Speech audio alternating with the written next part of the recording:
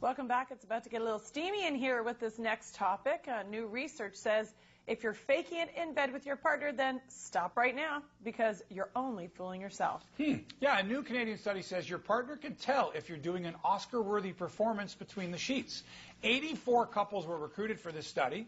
They revealed intimate truths about their relationship, including their faking habits. It didn't matter if couples were in a long-term relationship or had just started dating. If you faked it, your partner knew it. And joining us to talk about the secrets in the bedroom is sexologist and relationship expert Jessica O'Reilly. So Jessica, among your clients that you speak with, do you hear a lot of stories where faking it is a common occurrence in a relationship?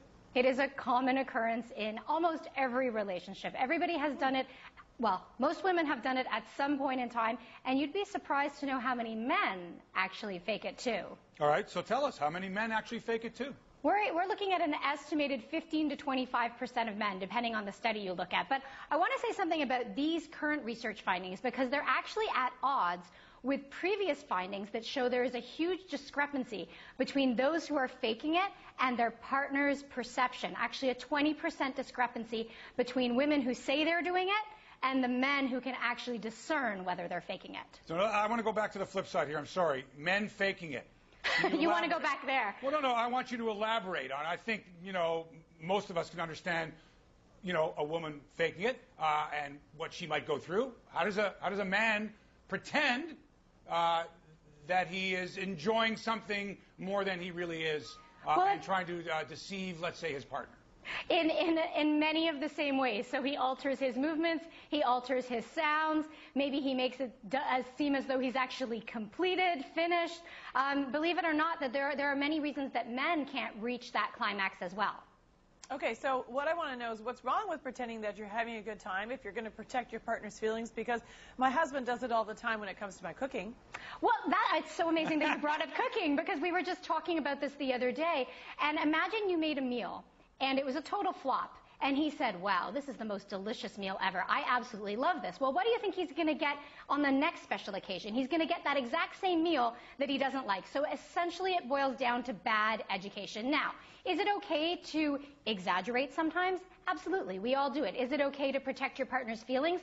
Sometimes. But to the point where you continue to fake it and provide, inaccurate feedback, bad education, it's only going to cost you in the end. But isn't the idea to please your partner? And sometimes that means going the extra mile, doing whatever's necessary so that in the moment, your partner is being pleasured, enjoying the company immensely, the closeness of the relationship. And if it meant that you weren't enjoying it as much as you had let on, so what?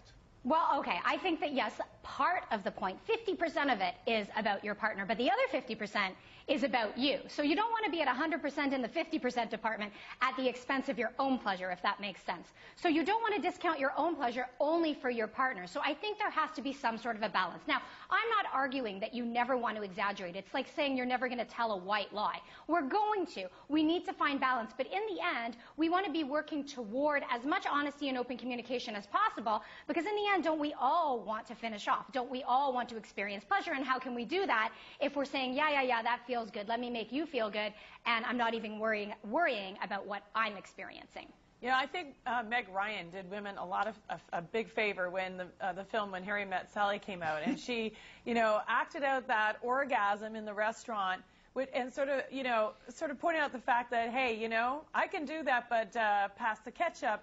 It's something that we all do. So, exactly. So in many ways, it's like women are just like, yeah, you know what, that's what women do. Why is that the case? I mean, are there women who just don't enjoy sex and therefore this is their way of surviving? Well, it's not so much that women don't enjoy sex. It's that sometimes they're not getting the sex that they actually want. And instead of communicating, hey, I need this a little bit differently than we're doing it, or let's try something new and exciting, they're faking it. And in the end, like I said, everybody kind of loses. But ultimately, it's interesting. We find that the sounds we make in bed are actually related more to our partner's pleasure than to our own. So we don't make noises because it feels good for us. We're making those noises to stroke our partner's ego, to help get our partners off. to finish it off so we can get back to whatever we were doing before.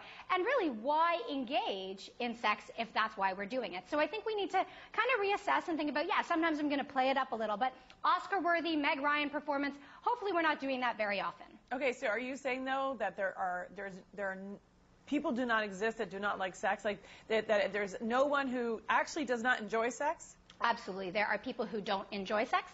There are people who don't have interest in sex. I don't know if you're familiar with the term asexuality. So there are people who identify as part of, some people call it a sexual orientation, where they have no interest. And that's perfectly okay, too. But if you don't want to have sex, you don't have to have sex. So I'm a sexologist. People think that I'm all about advocating for having a ton of it all the time with lots of people in as many different ways as possible. No, we don't think that. We don't. Absolutely not. Really, whatever you're comfortable with, whatever you want, is what we want to support you in achieving and attaining. So what I'm saying, okay, so if I understand this correctly, so if you've got a couple and one of the couple enjoys sex more than the other one, right, and they can't communicate amongst each other saying, you know what, you love it more than me, but I want to make sure that you're having a good time. So here's what's going to happen here. Okay? As much as you're going to try, I'm not going to enjoy it as much as you. However, I would like us to have a good time. Can we do that?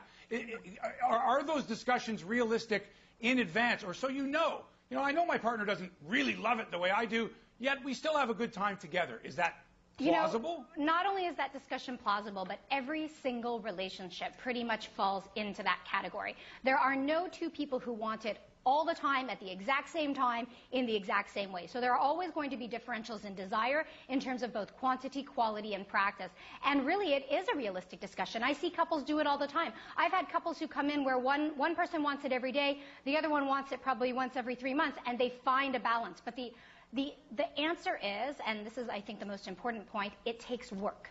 Just like if you were going to eat the same meals and cook at the same time and consume everything in the same quantity and quality for the rest of your lives, it's the same thing when it comes to your sex life. It actually takes work. And these discussions are not easy to have. If this makes you uneasy, if this makes you uncomfortable, you're perfectly normal, and you will get over it. But the toughest discussions to have are the ones that produce probably the most meaningful results. Okay, great. We have about 20 seconds. I know it's 2014, but how many relationships are still based on satisfying the man?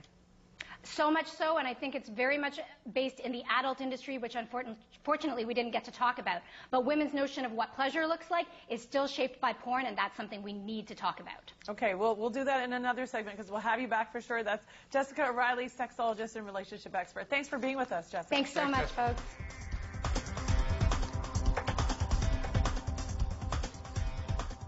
When we come back, sending students to local pubs for their lunch will help fuel the economy, and hey, it's going to fill their empty tummies.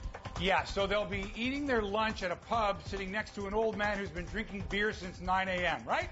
Not a good idea at all. We'll discuss it next on Square Up.